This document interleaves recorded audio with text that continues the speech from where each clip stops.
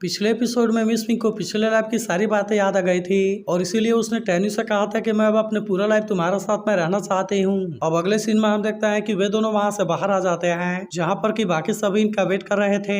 वहीं उधर हम देखते हैं कि महंगाई से देख काफी खुश होने लगती है, जिस पर मिस पिंक कहती है कि मेरे पिछले लाइफ की मेमोरी रिकवर हो गई है। लेकिन वहीं उधर हम देखते हैं कि जियान भी काफी एक्साइटेड हो गई थी और टैन्यू से कहती है कि हमें टावर और लाइफ ट्री को भी ले लेना चाहिए। तब इस पर टैन्यू कहता है कि तुम्हें इसके बारे में चिंता करने की जरूरत नहीं है, क्योंकि यहाँ पर आने का मेरा सेकंड पर्पस यही था।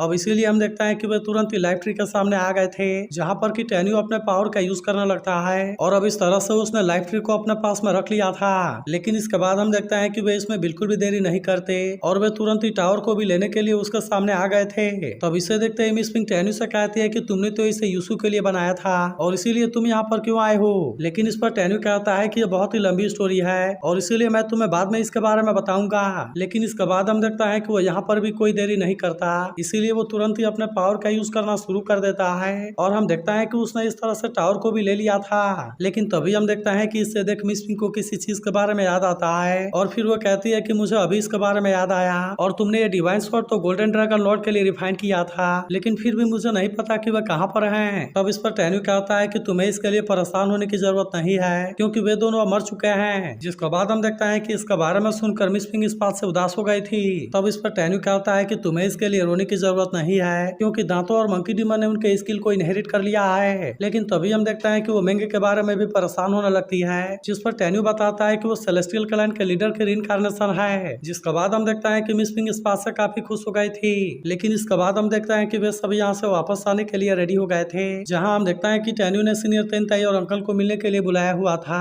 और फिर कहता है कि अब से डिवाइन सोल इमॉर्टल पैलेस की जिम्मेदारी आपकी है। जिसके बाद हम देखते हैं कि वे भी इसके लिए रेडी हो गए थे और फिर कहता है कि हम तुम्हारे विश्वास पर खरे उतरेंगे। लेकिन तभी युकिन उससे पूछती है कि इटर्नल इमॉर्टल सेक्टर का क्या होगा, जिस पर टैन्यू कहता है कि मैं हुआंगफू वाली सेक्टर से डायरेक्टली एक रास्ता बनाने वाला हूँ जो कि सीधे इटर्नल इमॉर्टल सेक्टर में लेकर जाएगा। लेकिन इसके बाद हम देखता है कि वो इनको प्रैक्टिस करने के लिए भेज देता है ताकि वे आने वाले समय में फाइट करने के लिए रेडी हो सके। लेकिन इसके बाद हम देखता है कि उसने मिस्टर फान को भी मिलने के लिए बुलाया हुआ था, क्योंकि इसने भी फाइट करने में इसकी काफी हेल्प की थी। तब इस पर मिस्टर फान कहता है कि मैं आपका इसमें काम आ पाया, इससे बढ़कर मेरे लिए और कोई बात क्या हो सकती है। तभी टैन्यू का आदमी कहता है कि सी पोटिया ने जिस सेलेस्टियल क्लैन के बारे में मेंशन किया था वो सच में है और वह तो सच में बहुत पावरफुल आदमी है। तभी टैन्यू पूछता है कि क्या वुलियांग पैलेस ने इसके बारे में कुछ नहीं किया, जिसके बाद इसका आदमी बताता है कि मैंने वुलियांग पैलेस से इसके बारे में हेल्प मांगी थी, लेकिन फिर बाद में पता चला कि वुलियांग पैलेस असल में डिस्ट्रॉय हो गया है। तब इस पर टैन्यू कहता है कि सबसे पहले तो ओबा डायनेस्टी बर्बाद हुआ, फिर उसके बाद से वुलियांग पैलेस पे अचानक से डिस्ट्रॉय हो गया। जिसके बाद हम देखता है कि इस बात से उसका आदमी भी परेशान होने लगता है और कहता है कि अगर उसी पावर ने वुलियांग पैलेस को डिस्ट्रॉय किया है तब इसका सीधा मतलब है कि वो बहुत ही पावरफुल है और इसीलिए हमें उन्हें अंडर एस्टिमेट नहीं करना चाहिए। लेकिन वहीं टैन्यू को समझ में आ गया था कि इसके पीछे जरूरी 6-7 इमॉर्टल एम्परर है, क्योंकि केवल उसी के पास में ऐसी पावर हो सकती है। इसके बाद टैन्यू से कहता है मुझे पता चल गया कि ये किसने किया है, इसीलिए मैं चाहता हूँ कि तुम अपने सभी लोगों से प्रैक्टिस करने के लिए बोल दो, क्योंकि बहुत ही जल्द उनसे हमारी फाइट होगी। जिसके बाद हम देखते हैं कि वे भी इसके लिए मान गए थे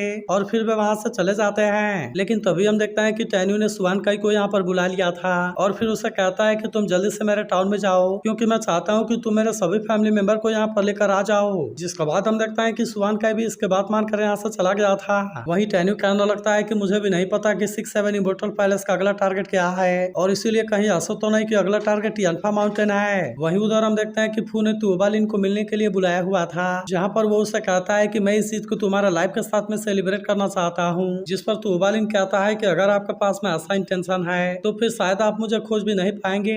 लेकिन ऐसी बात सुनकर फू इसके ऊपर गुस्सा हो गया था और कहता है कि तुम मुझे कोई दूसरा रीजन बताओ जिसकी वजह से मैं तुम्हें ना मारूं। तब इस पर वो कहता है कि 80,000 साल पहले तंग डायनेस्टी के एंसेस्टर भी एटर्नल लैंड में गए थे, जहाँ से उन्होंने भी एक स्वॉर्ड को लेकर आया था, लेकिन फिर बाद में डिमन रिल में इसे छीन लिया। जिसके बाद हम देखते हैं कि इसके बारे में सुनकर फू इसे छोड़ देता है। तभी तुओबालिन कहता है कि आप फिर से मुझे लॉकअप में डालने वाले हैं, लेकिन मैं असल में इस बात से काफी बोर हो गया हूँ। तब इस पर फू इससे पूछता है कि क्या तुम्हारे पास में कोई प्लान है। जिसके बाद तुओबालिन कहता है कि मैं तीनों ग्रेट डायनेस्टी के बारे में बहुत अच्छे से जानता हूँ, इसीलिए मैं आपको इसमें बहुत अच्छे से लीड कर सकता हूँ, लेकिन अगर इसके बाद भी आपको मेरे ऊपर यकीन नहीं है तो आप फिर से मुझे लॉकअप में डाल सकते हैं, लेकिन प्लीज आप वहाँ पर मेरा साथ देने के लिए किसी को अरेंज कर देना। लेकिन तभी हम देखते हैं कि फू अपने एक आदमी को यहाँ पर बुलाता है और फिर कहता है कि अब से ये मेरे लियूटियन सुआन पैलेस का मैसेंजर होगा। लेकिन इसी के साथ साथ मैं चाहता हूँ कि तुम इसे कोई गलती मत करने देना। तब हम देखता है कि उसका आदमी भी इसकी बात मानने के लिए रेडी हो गया था और इसीलिए वो फू से कहता है कि आपको इसके बारे में चिंता करने की जरूरत नहीं है। तभी हम देखता है कि तुबाल इन फू को इसके लिए थैंक यू कहता है और कहता है कि मैं इसके लिए अपना बेस्ट दूंगा। कि रोज सीनियर सोंग से कहता है कि मैं तो आपसे लो लेवल में हूँ और इसीलिए मेरा केयर करने के लिए थैंक यू। लेकिन अब इसके बाद हम देखता है कि वे यहाँ से चले गए थे, जबकि वहीं उधर हम देखते हैं कि फू ने अब डिमन के ऊपर अटैक करने का प्लान बना लिया था और अब इसीलिए वो इसके लिए निकल जाता है। लेकिन वहीं उधर हम देखते हैं कि तुबालिन और सीनियर सोंग टैंग डायनेस्टी में आ गए थे, जहाँ पर हम देखते हैं कि सोल्जर इनको घेर लेते हैं। लेकिन अभी भी हम देखते हैं कि तुबालिन रुकने के लिए रेडी नहीं होता और कहता है कि मैं तो केवल टैंग मास्टर से मिलने के लिए आया हुआ हूँ और इसके अलावा मेरे पास में तो कोई बुरा इंटेंशन भी नहीं है और इसीलिए मुझे समझ में नहीं आता कि इतना परेशान होने की और इसीलिए तुम इतना परेशान क्यों होने लगे। तभी इसी वक्त हम देखता है कि सीनियर सोंग अपने पावर का यूज करने के लिए रेडी हो गया था, लेकिन तभी हम देखता है कि यहाँ पर कोई एल्डर भी आ गया था जो इनसे कहता है कि टैंग मास्टर ने तुम दोनों से बात करने के लिए बुलाया है। जिसके बाद हम देखते हैं कि वे भी तुरंत इसके लिए रेडी हो गए थे और इसीलिए वे टैंग मास्टर से मिलने के लिए भी आ जाते हैं। तभी टैंग मास्टर कहता है कि तुम तो जबरदस्ती मेरे टैंग होली डायनेस्टी में आने की कोशिश कर रहे हो, जहाँ पर कि रास्ते में तुम्हें रोकने के लिए भी कोशिश किया गया था। इसीलिए मुझे लगता है कि ये चीज तो कोई वार्निंग है और इसीलिए क्या मैं जान सकता हूँ कि ये सब क्या है। तब हम देखता है कि तुबाली इसे अपने बारे में बताने लगा था और कहता है कि मैं असल में तुबा डायनेस्टी का प्रिंस था और ये बात सबको पता है कि तुबा डायनेस्टी पूरी तरह से डिस्ट्रॉय हो गया है और ऐसा करने के पीछे असल में लियू टियान स्वान पैलेस का हाथ है। लेकिन हम देखता है कि टैंग मास्टर इतना आसानी से हार मानने वाला नहीं होता और कहता है कि अगर तुम चाहो तो हमसे फाइट करने के लिए आ सकते हो।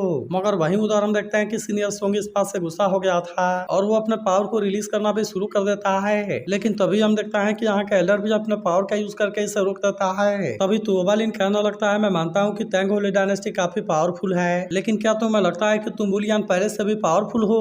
तब ऐसी बात सुनकर टैंग मास्टर भी काफी परेशान हो गया था, जिसके बाद तुबालिन कहता है कि हाँ तुमने सही समझा, क्योंकि उसे भी डिस्ट्रॉय करने के पीछे इनका ही हाथ है और इन्होंने तो एटर्नल लाइन से लाए हुए स्वॉर्ड को भी ले लिया है। लेकिन तभी टैंग मास्टर कहता है कि मैं तुम्हारे ऊपर यकीन क्यों करूं, जिस पर तुबालिन कहता है कि डिमन वाले डिवाइन स्वॉर्ड को लेकर यहाँ से गए थे और अभी तुम बहुत ही जल्द सुनने वाले हो कि डिमन भी डिस्ट्रॉय हो गया। लेकिन वैसे भी मुझे पता है कि टैंग डायनेस्टी ने मुफेंग डायनेस्टी को डिस्ट्रॉय किया था और इस तरह से भी उनके डिवाइन स्वॉर्ड को लेकर आ गए थे। लेकिन फिर भी 6-7 इमोर्टल को इसके बारे में बहुत ही जल्द पता चल जाएगा। तब इस पर टैंग मास्टर पूछता है कि तुम मुझसे क्या करवाना चाहते हो, जिस पर तुबालिन कहता है कि अगर तुम हमारे साथ में सिंसियर रहोगे तो फिर हो सकता है कि साथ में तुम्हारा सर्वाइव करने के बारे में कुछ कर सकूं।